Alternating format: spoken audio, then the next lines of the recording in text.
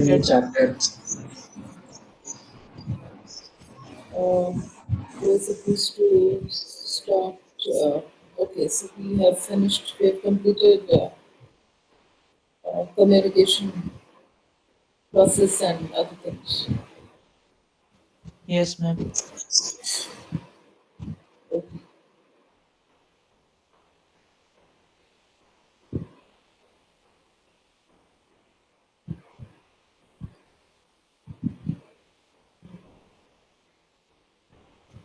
Ma'am, you were saying we'll start chapter on fallacies. On? Fallacies. No, no, not now. Because uh, we'll talk about the barriers now, and after that,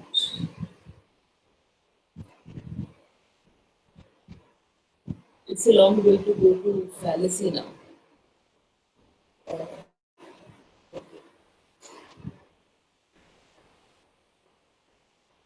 So after studying this unit, you should be. We'll talk about barriers to communication since we are already doing communication.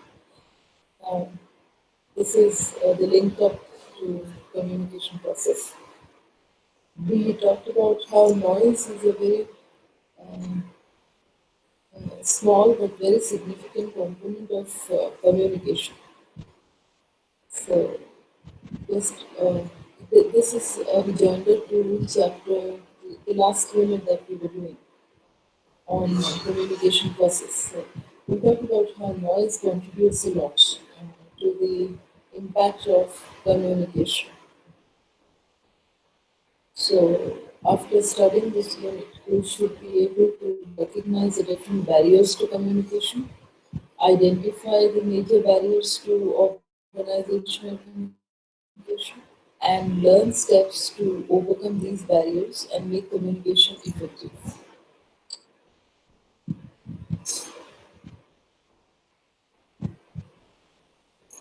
So communication can be effective only if we try to eliminate the barriers involved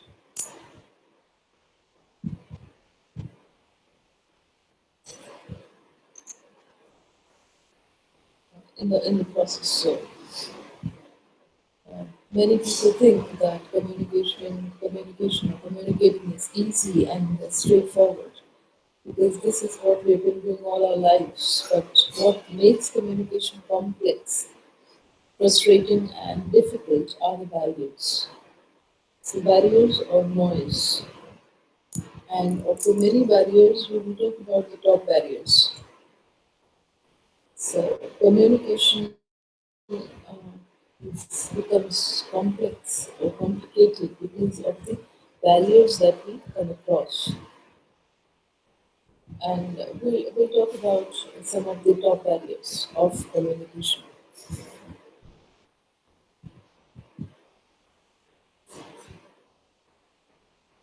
Now, the first barrier is gender. And gender can impact the way our messages are interpreted and to a large extent. So, the idea that women talk or women seem to talk in a non-linear way, mixing up emotions and reasons. Vis-a-vis men think in a linear and compartmentalized way. This belief also contributes to the view as to how our messages are interpreted, as to who speaks the message. So gender impacts communication in a large way. The idea that men are rational gives rise to the counter idea that women are emotional. And this was perpetuated by the epoch making article by the philosopher Kant, by the great philosopher Kant. And he said that men are rational beings. This corroborated the view that women are emotional. So women were slowly eliminated from the process of decision making because it was believed that decision making is something which has to be done rationally. And since women are not rational, so they were eliminated, they were removed from this process when participating in the process of decision making. And the kind of stereotypical roles given to the different Are biases genders. removed from the process of decision making? Sorry. Are the women removed from the process of decision making? Because women are they are considered to be emotional beings, and decision has to be taken rationally. So women were not allowed to take decisions because of the view that women think and behave and communicate uh, emotionally. So the view is that decision has to be taken And I think rationally. that in some cases they make better decisions. Yeah, they do. But then the idea that women aren't good decision makers because they're emotional, they think emotionally, and they communicate emotionally. They mix up. That is how their brain works. They they don't think in a very linear and compartmentalized way, whereas men think in a very and men speak and think in a very compartmentalized and linear way. So that eliminated them from this process of you see in major cases you don't find women at the apex. Women are never on the top because uh, the person who's at the top at the apex has to take decision is the one who decides, and women are never there. So when you consider men and women to be equal, this is something that comes in. We also set some stereotypical roles, gender roles. Uh, Men can't cry in public because they are strong, they are mature, whereas it is okay for women to cry because they do cry in public because they are emotional beings. So, and crying as a therapeutic need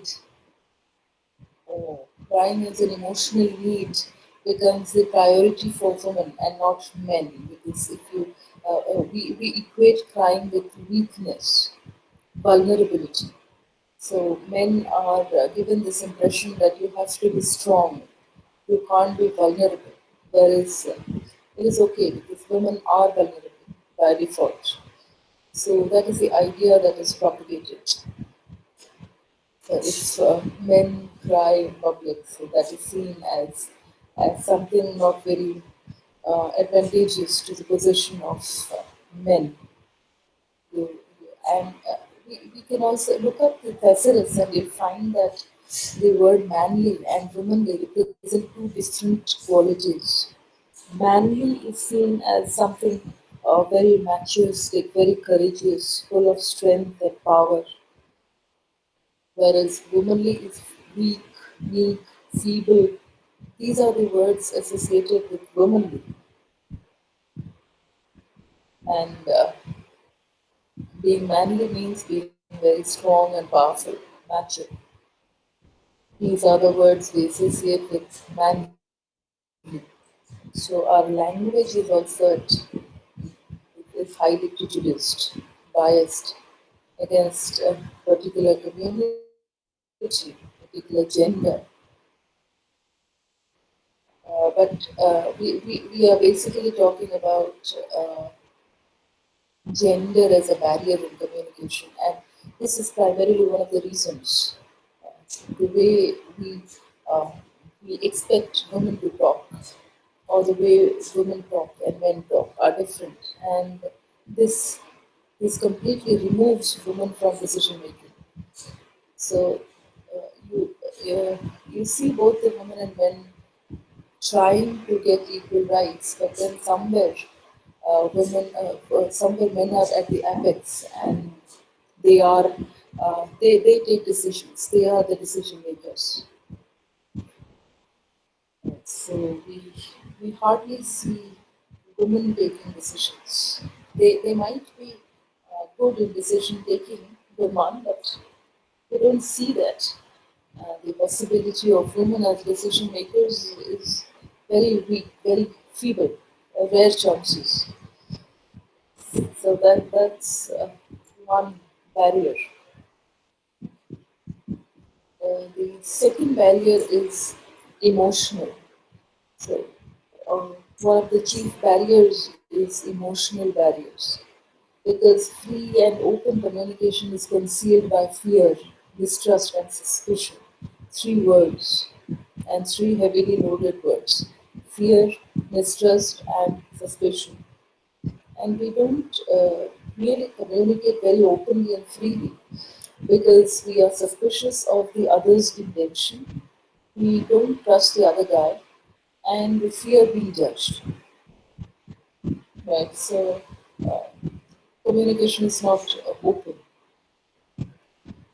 We don't candidly talk because even in the class, see, not many respond, not many speak because they fear being judged by their classmates. So we are constantly suspicious of our neighbors, of the other person. We don't trust them. And we we are also kind of uh, very fearful. We are also skeptic of being judged. So emotional barrier, emotion is the next barrier, is another barrier of communication. These are the barriers. These are the obstructions which hinders hinders communication. The third one is cultural. See, in an increasingly global work culture, we tend to be accommodative towards other cultures. We try to accommodate to the cultures of others because we work and live in a globalized era where people from other cultures come in. We get a chance to mingle with people from many cultures, from many linguistic and cultural backgrounds.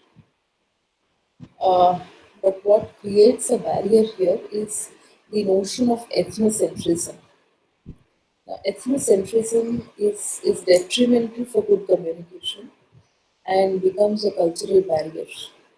Now, ethnocentrism is the notion of judging the other cultures from our own standpoint. We judge the other cultures from our own standpoint and try to demean them, try to say that our culture is superior to that of others, and others should also behave like us. They are not good enough, so we can't equate our culture with other cultures. And uh, people should adopt our culture. This is called ethnocentrism.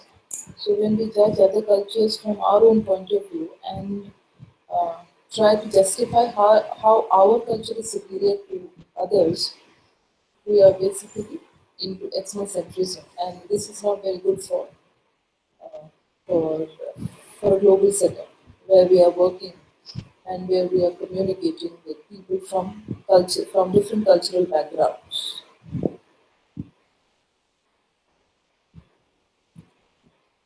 Now, cultural noise. Now, this refers to message interference that results from differences in people's worldviews. So, if we have different worldviews, uh, that will say that the greater the difference in worldview, the more difficult it is to understand one another and communicate effectively. We do have differences in worldview, but if the gap is huge, then then communication literally fails because we just don't want to understand what the other person is saying. So communication is not effective if the gap is wider of the worldview, or if the gap of the differences in worldview is wider.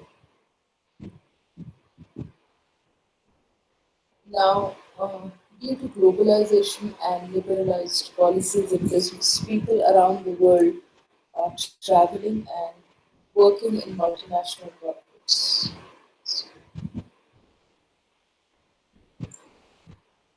So this has led to a group of different cultures coming together, but due to differences in language, religious practices, dressing style, food habit, people get confused and are not able to understand each other properly. So this has led to communication failure. When we fail to understand the other cultures and we don't reciprocate, then communication failure occurs. Now, for example, there was this black American black man who goes to a pharmacy, and there sits a South Korean lady, a Korean lady, and he, uh, he hands over the money, and while returning the change, the Korean lady doesn't uh, give it to the black man. She places it on the counter for him to take it. Now the black man feels offensive. He feels that probably this lady doesn't want to touch me because I'm black. So he brings in his past experience of discrimination in the country, where the black Americans were discriminated in Africa, in America. So he thinks that possibly the lady is discriminating. She doesn't want to touch him because of his color of skin. But he doesn't know that Koreans don't touch strangers.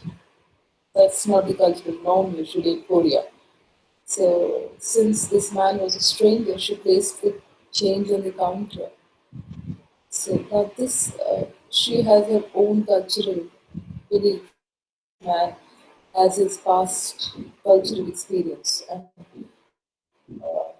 and this also led to communication failure here because uh, there are different cultures that people follow, and since we fail to understand the nitty-gritties of each culture, we definitely face communication issues. And very pertinent is the case of the left hand and the right hand. Now, in the Indian context, the left hand is the unholy hand. So you're not supposed to do any good work in the left hand, neither receiving or giving gifts or items in the left hand. You're not supposed to do that. But this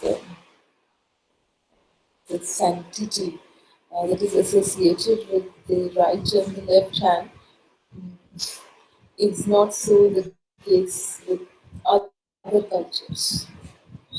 Um, they don't see possibly anything wrong if you do that, if you receive or give something in the left hand.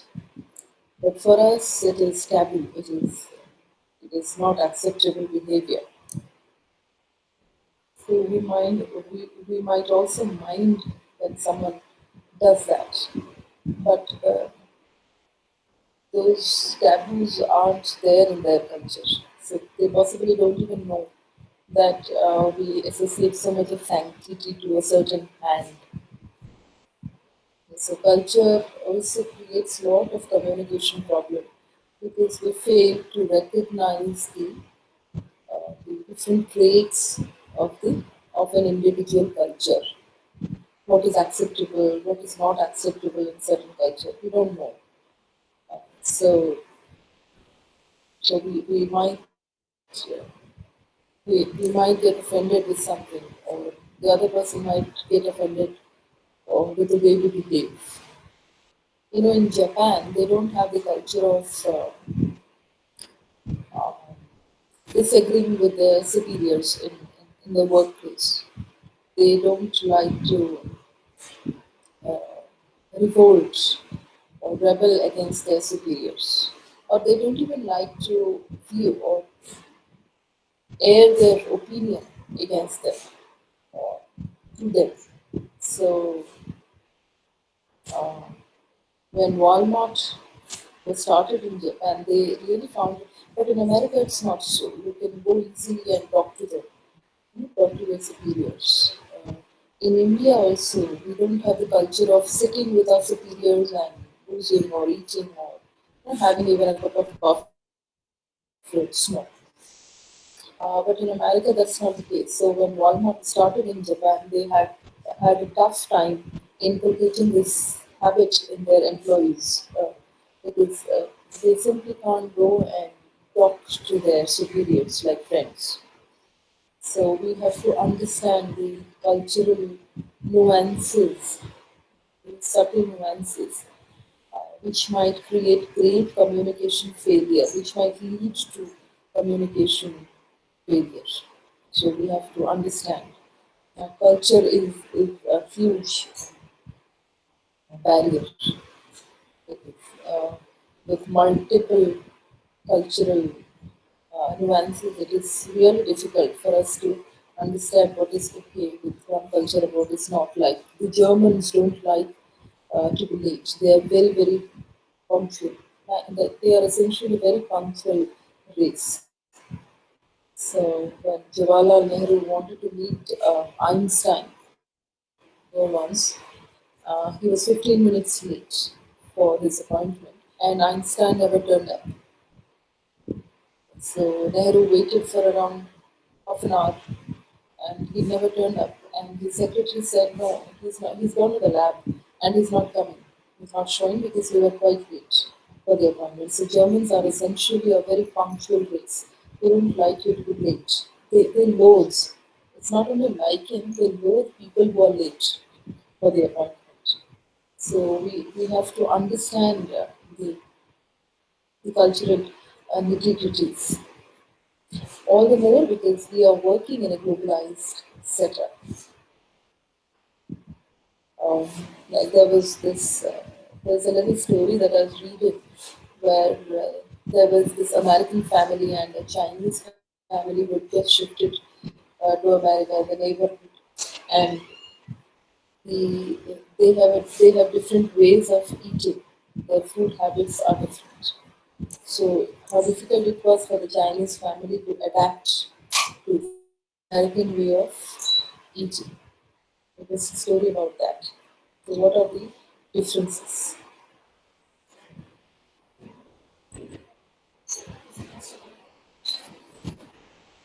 So,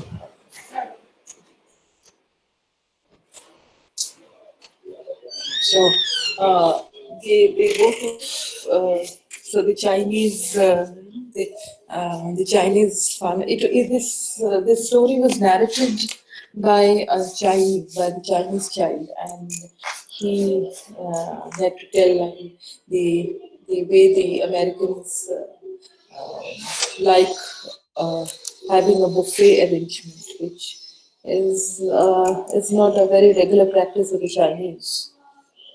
So there are so many different cultural way of treating and communicating. So we have to really understand the cultural nuances of different cultures, and that's very important for us to not falling into the trap. Then comes the concept of time. We'll also repeat this when we go on to read or study cross-cultural communication. See, time is not perceived as same across the cultures. In the Western culture, time is very, very important. Like I said, Germans are a punctual race, and in Asian culture, like time is taken very leisurely. So even in South America and North America, the difference is huge. Now, North Americans view time as a commodity, so they can't waste. They don't feel, they never waste time. For them, time is a commodity which should not be wasted.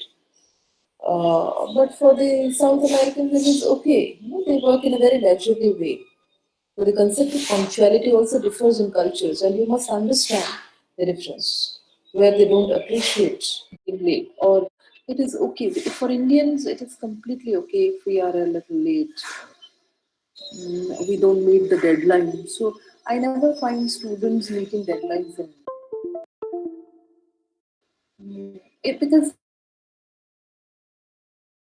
for us, we act in a very leisurely way. For time is चलो बहुत समय है आज नहीं तो कल दे ही देंगे kind of attitude we all have. So the concept of punctuality also differs, and we must understand the difference. Etiquettes and mannerism. Now, in every society or culture, different types of mannerisms are observed. Now, this includes rules of behaviors or how to follow certain code of conduct.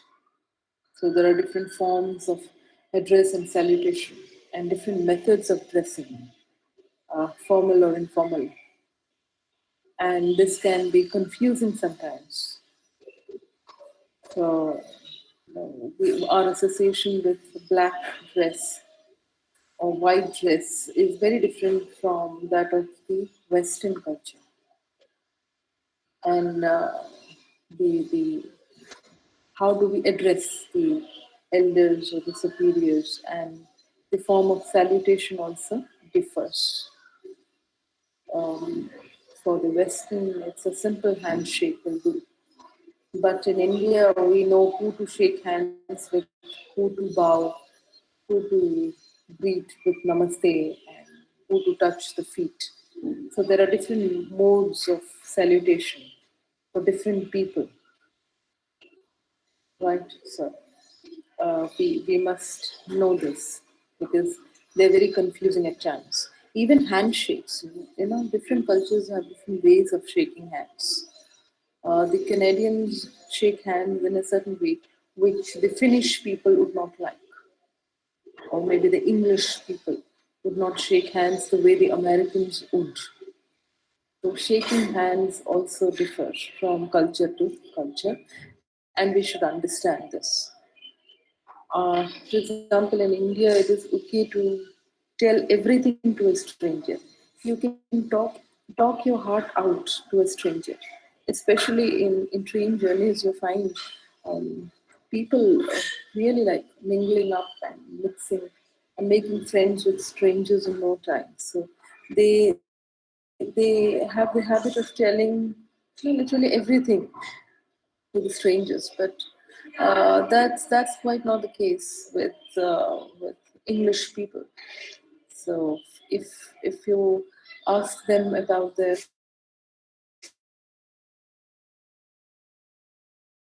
family life, they ask what you had for breakfast, feel their privacy being intruded, and they don't like being intruded by strangers.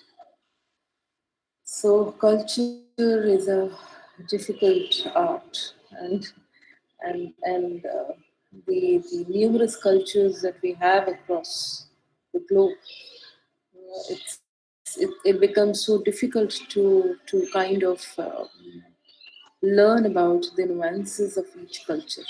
It's confusing, it's ambiguous, and creates a huge communication problem.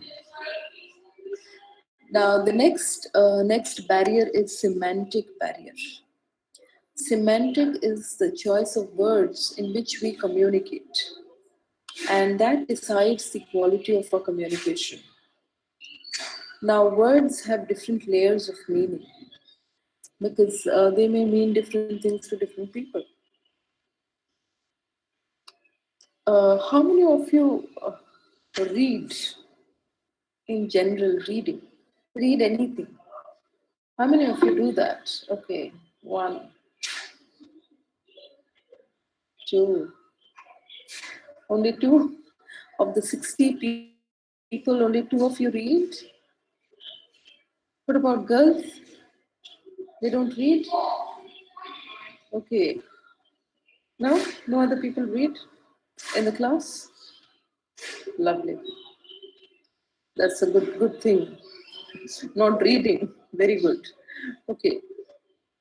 So, and since most of you don't read, most of you would not even know what a dictionary is, do you? Okay, and We how know, many? ma'am. You don't know what dictionary is? We know, ma'am. Okay. So how many of you use a dictionary while reading? I don't think anyone is. I If do. okay, Sometimes. how frequently do you use a dictionary? Like while when I have that thing in increasing vocabulary, like while reading newspaper, then only. Else it's Google. Okay. Okay. So that's a very good trend that you don't use dictionary quite often while reading because you don't have to go and look for the meaning of the words that you don't know every time. Every time you don't know the meaning of a word, you don't have to go to the dictionary to learn the meaning because the meaning of words don't always lie with the word. It lies in the context. Many a time, the meaning of the we get the meaning from the context and not from the word. For example, if I say rose, now this particular word rose has many meanings. Rose could be a flower, rose could be a name, rose could be a color. So we get the meaning from the context. So words have different layers of meaning. Primarily, words have two meanings. One is the denotative meaning, which you get from the dictionary, and the second one is the connotative meaning, which is the cultural meaning that a word acquires. For example, the meaning of Ganga, Ganges, river Ganga. Now, when we articulate Ganga, we have a completely different kind of reverence for the river than we would for Mahanadi or any other river, say, yeah, Mahanadi or the other rivers that run in Odisha or elsewhere. So Ganga has a special reverence for the people of India. So this meaning of the reverence part is the culturally acquired meaning of the river. So we say holy Ganga, and that's the connotative meaning of the word Ganga. You don't find that in dictionary. Similarly, cow. Cow is extremely holy for practicing Hindus. So the dictionary meaning or the denotative. Please remember these two mm, types of meaning of a word. So the takeaway from today's class is connotation and denotation. You must remember these two terms. Denotation is the dictionary meaning of a word. Connotation is the culturally acquired meaning of a word. So, denotative meaning of cow is a four-legged domestic milching animal, bovine. Four-legged milching bovine. That is the meaning that you get in the dictionary. But um, for practicing Hindus, the connotative meaning of cow is holy, mother, Gau Mata. Say Gau Mata. So we equate cow with mother, mother cow. And we can never ever think of cow as beef or cow as meat. For us, that's not possible. That's taboo. That's blasphemy. Uh, but for non-Hindus, a cow may mean beef. Okay, so for them, the denotative meaning is the connotative meaning is not holy. So words are also contextually and culturally defined. That's the connotation. Windows might mean different things to a computer engineer and a civil engineer.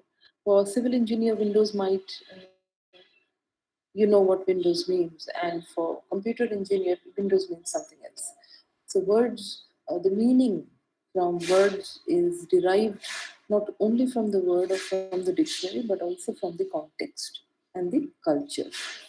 That's the connotative meaning of words. So words have different layers of meaning. Uh, so barriers arising due to the differences in languages, words, meaning, or pronunciation can create confusion among the people. So semantic means the meaning of the words. Okay, so uh, when the meaning of the word differs, or when you use a particular word in a different context, and the other person doesn't know the connotative meaning, then it might create a communication barrier. Take the word thin. Thin, skinny, and slim. They refer to the same thing. But then one word is acceptable and the other is offensive. Okay? So now these are some of the examples of language barriers. So different language or lack of common language can create obstacles in communication. So a person who does not understand the native language or even foreign language cannot communicate well. Now, if I'm not very well versed in the native language, I might fail to understand the connotation, the connotative meaning of several words. I don't understand what is a slang, what is not acceptable language. Like bloke, bloke is a slang. Yeah? So not understanding the native language well can also create semantic barriers. Now, for example, multiplicity of words. So words can have different meanings, like I said. So word power is gift to human beings, but at the same time, multiple meaning or spellings of the words can create the problems in communication. This we called homophone. Same pronunciation, but same sound, but different spelling. Flower and flower. Both are articulated the same way, but they mean different things. One is fool, flower, and the other is atta, flour. Similarly, sweet and sweet. One is sweet that you eat sweet meat, and the other is a hotel room, uh, a luxury hotel room, sweet. Both are articulated the same way with different spellings. So multiplicity of words, homophones, creates communication problem. Second is words with similar pronunciation but different meaning. So as talking about this, so same they have different same pronunciation but different meaning. The third is jargon words, technical words used by professionals. Now jargons are not very common to layman. So those who do not understand the meaning of these words face problems. And all specialized mm, specialized profession has jargons. So doctors might be using their own specialized jargons, which we fail to understand. So they don't say heart attack. They would say cardio. Cardiothoracic. Yes. So they have different words, different jargons. Lawyers have different ways of expressing. That's their own specialized jargons, which laymen don't understand. So jargons also create semantic issues, semantic barriers. Now, this on a lighter vein, when the manager ordered the newly appointed secretary to go and burn the CD, she literally burned it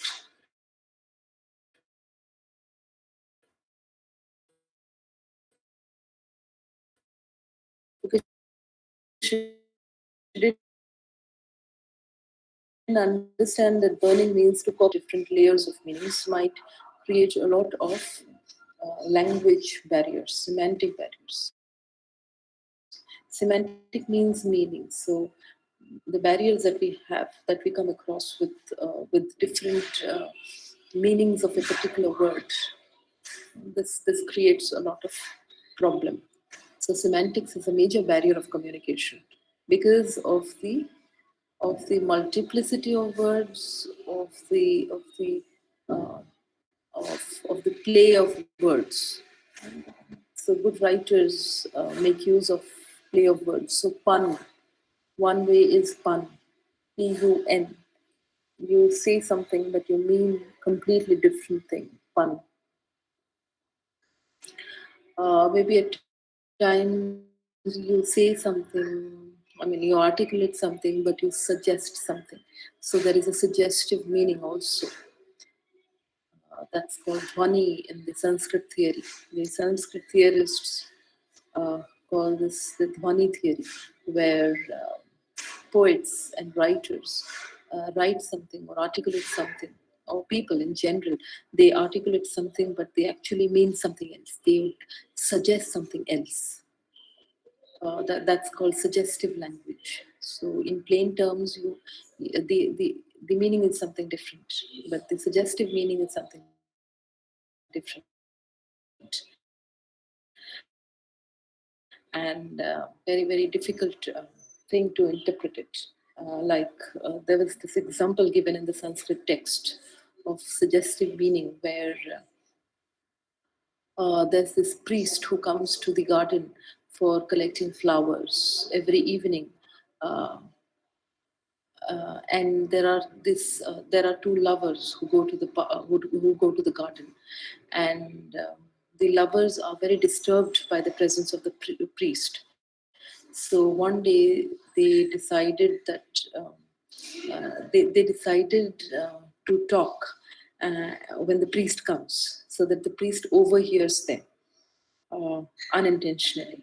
And when they came to know that the priest is approaching the garden, the guy started speaking very loudly, saying, "You know what?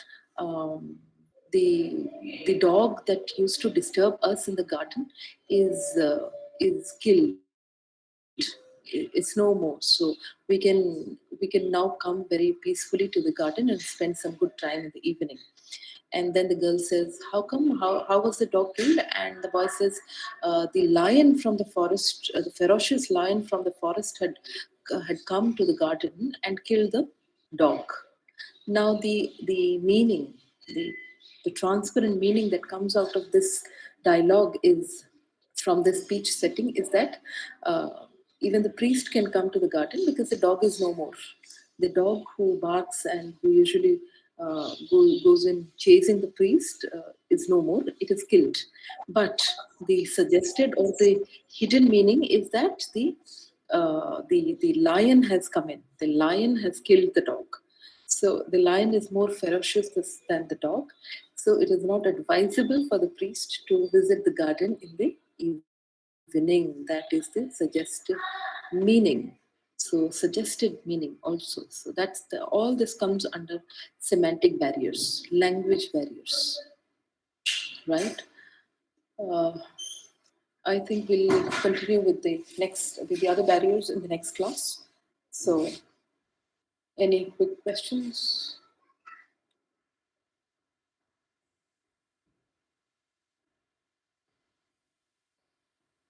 So I assume that you have understood this well, the barriers well, all the barriers.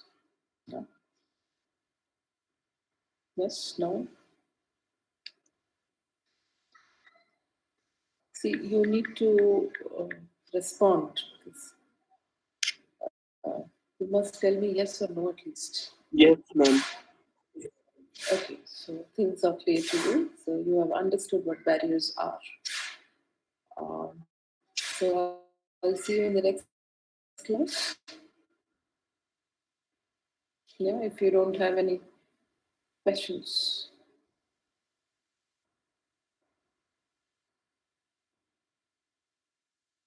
Okay, thank you then. Thank you, ma'am.